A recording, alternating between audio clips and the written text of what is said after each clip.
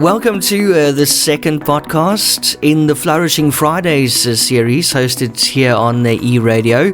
This podcast series comes to us from the Circular Stage Consultancy, and today founder and CEO Julia Tu and I are having a chat around the question of whether better communication can lead to better outcomes. Spoiler alert, I'm guessing that you're going to try and convince us that it does, Julia. Hi, Ian. Yes, thanks for having me on air again. And yes, your guess would be correct. I do believe better communication leads to better outcomes, but you don't have to believe me just because I happen to be a communication specialist. I'm pretty sure you've experienced it for yourself.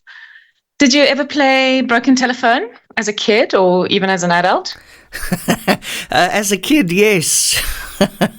Yeah, well, there you go. So for anyone listening who's not familiar with the game, when you play broken telephone, you basically sit in a circle and one person starts off whispering a message into the ear of the person next to them. Yeah. And the message keeps moving in whispers all around the circle, one by one.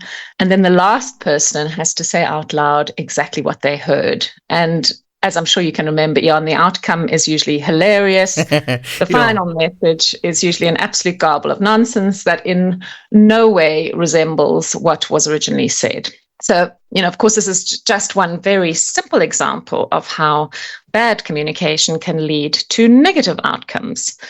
And do you have any Gen Z listeners, Ian? I think so, yeah, definitely. Tell me again. You probably do. Gen Z? Do. Gen Z, who's Gen Z again? Gen Z are the young folk, I guess, in their early 20s mainly. Okay, so yeah. I'm sure you've got some. We'll have to talk about the generations sometime, but I'm pretty sure you do. And they will be familiar, and probably the rest of us, with something that has been called mom memes. I was on Instagram the other day, and I saw a mom meme where a mom of probably my generation needed to communicate to family and friends about the very tragic passing of an elderly family member. So she WhatsApped the news to everyone and signed off all her messages with LOL. Of course, her kids didn't waste any time in letting her know that LOL in fact means laugh out loud and not lots of love, as she thought. So I can only imagine the mom's level of mortification and embarrassment when she learnt about her major communication fail. So regardless of our generation, it's pretty safe to say that we all know what it's like to be on the receiving end of bad communication, unclear communication, or inaccurate communication, or possibly worse, of no communication at all. Have you ever been ghosted, Ian, or maybe you've even ghosted someone yourself? No, I've been ghosted, and it's not good. It's not pleasant. It's not nice. So no communication at all is also pretty bad. Not great outcomes there. So I think we can agree that being able to communicate effectively and interactively is without doubt one of the most important skills that we can possess in both our personal and our professional lives. It helps in a long list of things, most of which have been thoroughly researched, of course. It does things like it builds trust. It boosts relationships because relationships are usually built on trust. It enhances collaboration. It reduces misunderstanding and conflict, like our LOL story. And it can even improve things like productivity and increase job satisfaction. So there's no wonder that Coach Tony Robbins says the way we communicate with others and with ourselves ultimately determines the quality of our lives. So that's quite a heavy statement there. Yeah. And so these days, there are so many different forms and channels of communication. Almost everything can be considered communication, really. It's verbal and non-verbal communication. You've got written and digital. You've got emojis and acronyms. And they all vary in effectiveness or impact depending on the context, the circumstance, and the type of information being conveyed. For example, The spouse at the dinner table who compares his partner's meal to his mother's gourmet cooking may well receive a death stare from his partner that speaks way more than 1,000 words ever would do, right? Or the teenage e-girl who messages her sis for a vibe check to discuss how salty she feels because her snack is looking so snatched after a glow up. Now, I know that means nothing to you probably, Jan, and it didn't to me. I had to look it up on Google. But that is a real sentence with real meaning, if you know what it is that she's saying. Or even the employee who sits through yet another endless and unnecessary meeting and thinks this meeting should have been an email. So work communication is a big topic that comes up very frequently in my line of work, Ian. And in too many places of work, I find that communication is viewed either as a nice to have or a grudge activity that is often delegated to the HR department because they handle the soft, fluffy stuff. But is communication a soft, fluffy afterthought? Well, I have a spot quiz for you, Ian. If we look at professionals in industries like engineering, IT, law, medicine, how much of their time on average do you think they spend communicating? I would say 60%. It's a good guess. It's a good guess, but the answer is a staggering 80%, Ian. Professionals spend on average 80% of their time communicating. So if communication is this important, it might be worthwhile digging a little bit deeper to understand what is involved in communicating more effectively to ensure better results.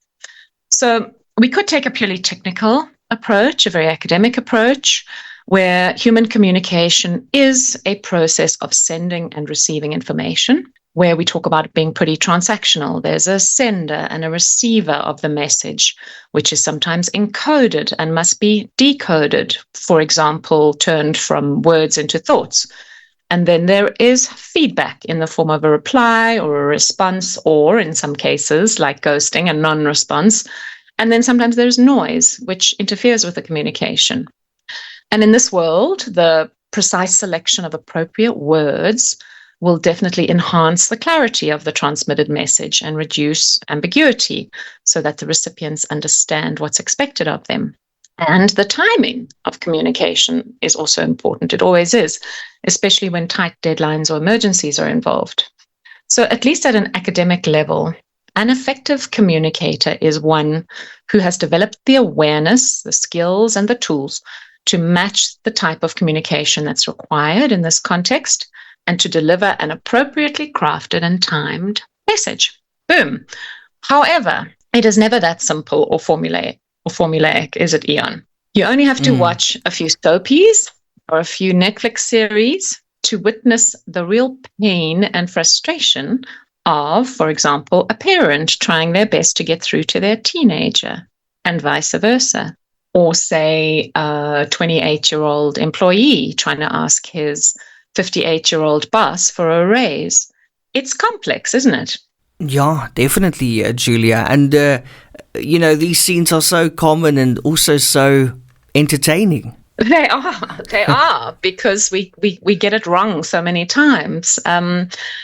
And why do we get it wrong? Well, because communication is not merely about the transmission and receipt of messages. Communication is about connection. Communication is about curiosity. Communication is about compassion, and it's also about culture. The author, Daniel Coyle, in his book, The Culture Code, tells us that building an effective culture that supports teamwork and cooperation and communication starts with ensuring psychological safety in the workplace. Creating a psychologically safe environment is very important for effective communication. Why? Well, because it allows all group members to feel comfortable and safe enough to express themselves in a more vulnerable and open and honest way. That's so that they can offer opinions, suggest ideas, ask questions, raise concerns, to speak up, and to even admit mistakes without fearing any negative repercussions. So successful cultures are not smarter, says Coyle, they are safer. And that's something that employers can really think about.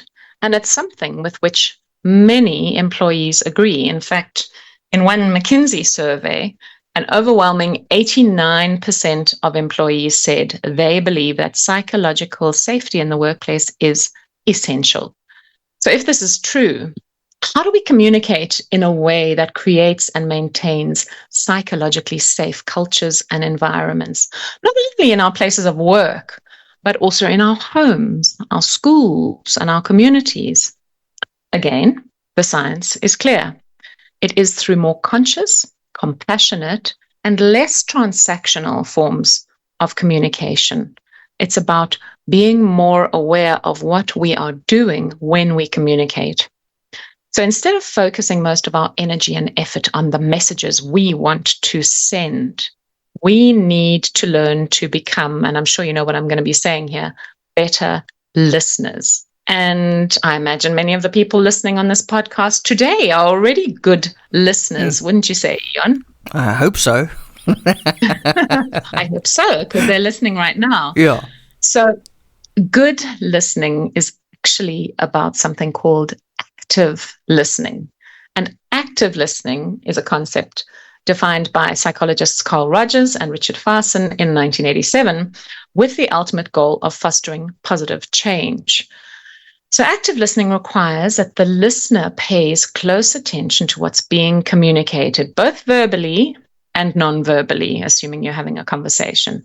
The listener is called on to interpret not only the content of what's being said, but also the emotions behind the words, even the body language if relevant. So almost reading between the lines, I guess. But this means actually putting in some effort.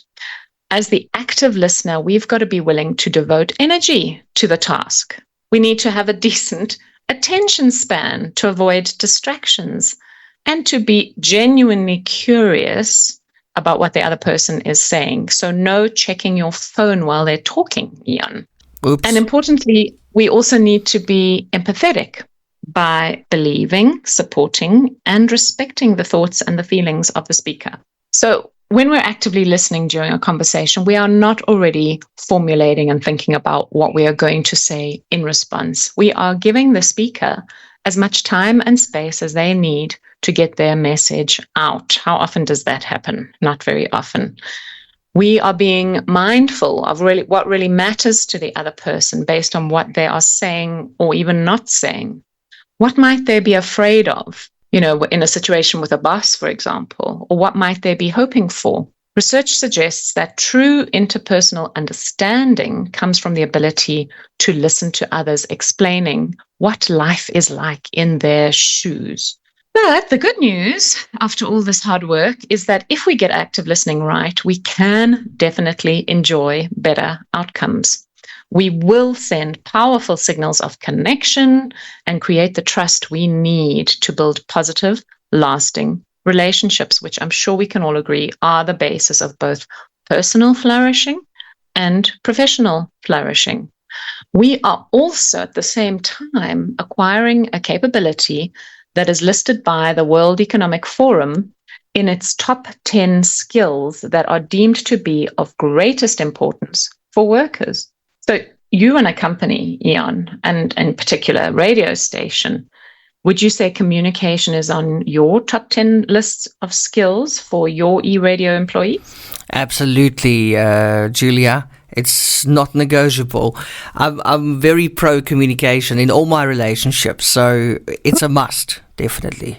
A must. It's a must. Mm-hmm. And we also can't forget the role of communication in our communities and specifically, as I've mentioned, in the home. So as a parent myself, I wish I had learned about active listening sooner, especially in the tricky toddler years. Often Kids just want to know that you are really listening to them. You've taken the time to stop what you were doing and listen to them, and that you empathize with their feelings. A hugely useful part of active listening, particularly with youngsters, and with employees, is the act of reflecting or mirroring. So here we repeat what we heard the speaker say, but in our own words, and we try to capture the essence of what they said and reflect it back to them. And if possible, we also acknowledge what emotions they're displaying, starting our response with something like, "My darling, I can see you feel very angry or very upset or very sad about this situation." Remember that children don't always want you to come up with a solution for them, but rather just to empathize with the difficult feelings they are experiencing. And I don't think employees are any different either. So after all of this, I hope that we've established enough proof in the amount of time we've had that being better communicators can make us, in essence, better people, better partners, better parents, better employers, and better employees, and better citizens even. And it can also make for better, more profitable companies too. A survey by consulting firm Watson Wyatt showed that companies that communicate effectively had a 47% higher return to shareholders over a 5-year period. So even the accountants and the CFOs who are listening today can appreciate the benefits of good communication. And you may not be convinced, and that's fine. You are very welcome to start a conversation with me. You can find my details and a form on the Circular Stage website, and I am only too happy to engage on the subject. As you can tell, I love to talk about communication. I am a hectic communicator myself, and the same applies if you're keen to work on your communication skills. So all I have left is to wish you, Ian, and all your listeners a flourishing weekend ahead. It is the perfect opportunity to put some of your newfound active listening skills into practice. So I wish you best of luck with that, Jan. Thank you, Julia. Same to you. I mean, you are just really an excellent communicator. You should actually do like an audiobook or something, because I could just listen to you all day.